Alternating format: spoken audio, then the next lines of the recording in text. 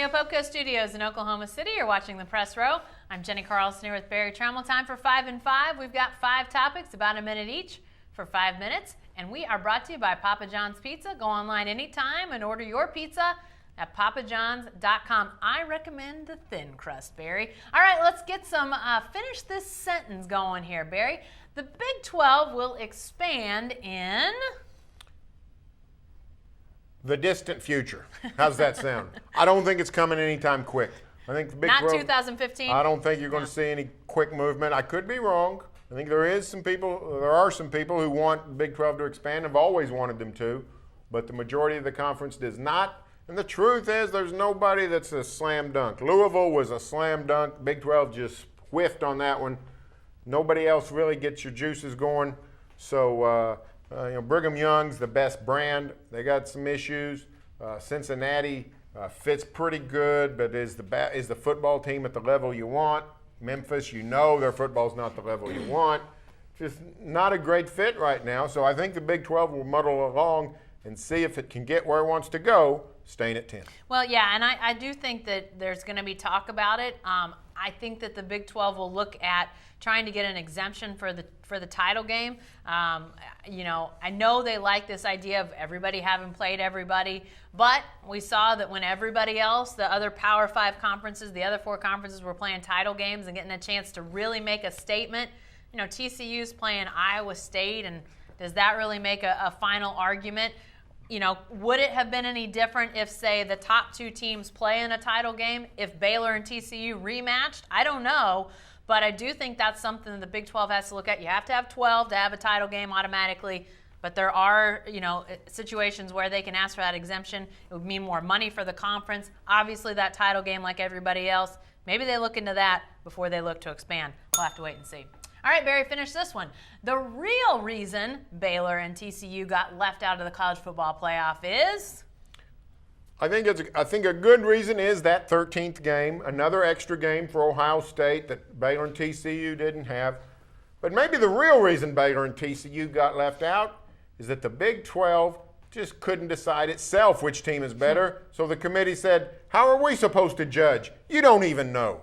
So everybody else gave them a champion. The SEC gave them Alabama. The ACC gave them Florida State. The Pac-12 gave them Oregon. The Big 10 gave them Ohio State.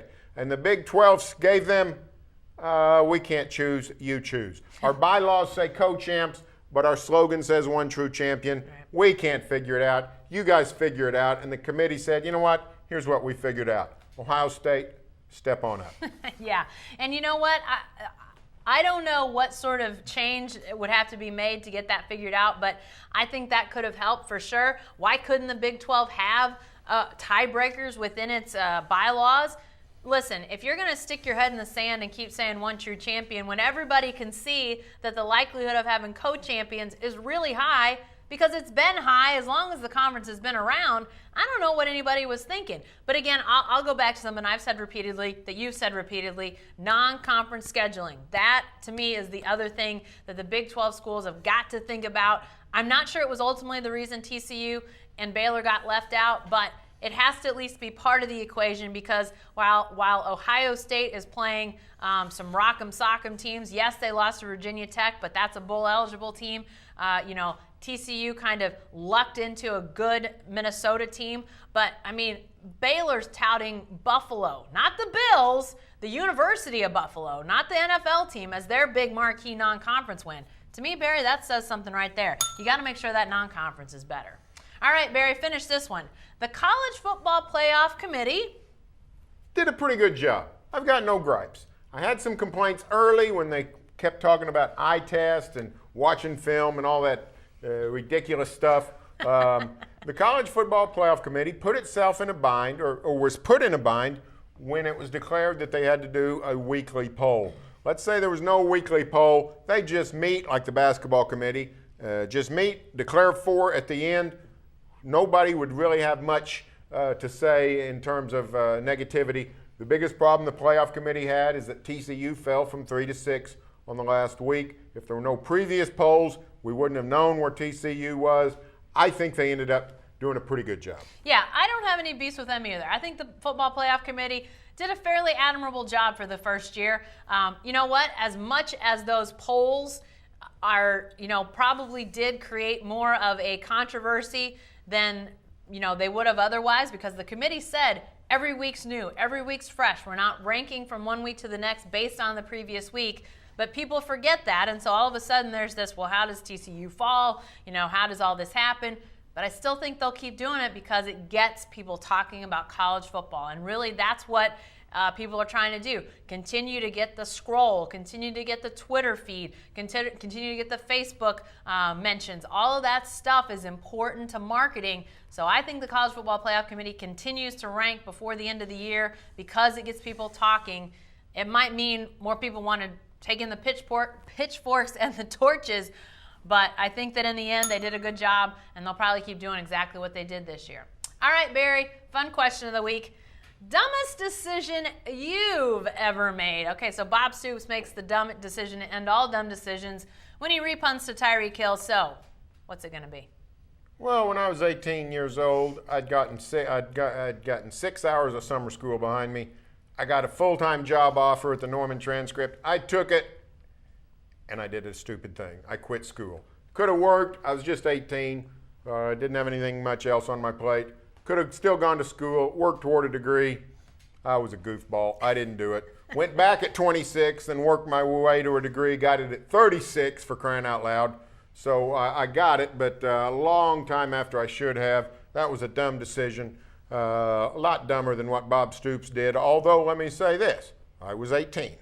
Bob Stoops is 54. A great point. Okay, I don't know if this is the dumbest decision I've ever made, but it's probably the most regrettable thing I've ever done. Although, I'll tell you the story, and the ending is okay. When I went to college, I had a chance to play some college golf, and I ultimately didn't do that. And that's probably a slight regret I have. Just to do that for a year or two of college, I think would have been great fun. I instead decided to focus on journalism, and you made a good call. Here I am. You made a good call. I don't think I was going on the LPGA tour, but for somebody to pay for me to play golf, that's the dumbest thing you ever did. You haven't been. You haven't been taking penalties you shouldn't have. I'll say that. I'm not 54. I got time to catch up to Bob Stoops, too. All right, we got one more to finish this sentence. The decision to change Capitol Hill's mascot is a good one. I mean, this is just common sense, folks. We shouldn't go around in the 21st century calling athletic teams the Redskins. We wouldn't call anybody the Yellowskins. We wouldn't call them the Blackskins, the Brownskins. We don't do that anymore, except we have this grandfather clause because of Washington's football team and Daniel Snyder's hard-headedness that we sort of make allowances for Redskins. And Capitol Hill is a changed school. It's not the school it was 50, 60 years ago in terms of demographics, in terms of culture. A lot of different things have changed. There was no reason for Capitol Hill to hang on to this past. It was a good decision by the Oklahoma City School Board. Yeah, I'm glad that it was made too. And the decision to change the mascot is a step in the right direction as they move forward. But I think it's important to remember that when the Capitol Hill, as you mentioned, it's a changed school. Back in the day when it was in its heyday and it was one of the schools in Oklahoma City, I don't think that the people that rallied around that school, that mascot, I don't think they're bad people. I don't think they're wrong people. I think the pride they have in that school is to be commended. I think a lot of them are still very prideful about Capitol Hill, and that's fantastic. And I think that past is okay. I mean, it's fine. It's to be celebrated. But I think to move forward, it's a great change. It's a great time to do it. As Rob New, the superintendent of Oklahoma City Schools, talks about challenging things that have been, basically the school being paralyzed by fear of change. They're not going to do that anymore. I thought this was not only a symbolic decision, but a really smart decision by the board. I don't know what it's going to be. We're going to have some suggestions in our Monday main event from readers from within these walls here. So I think it's going to be fun to sort of now see what happens as they get ready to rebrand Capitol Hill High School. Hey, be sure to stay with the best coverage team anywhere at newsok.com and every day in the Oklahoman.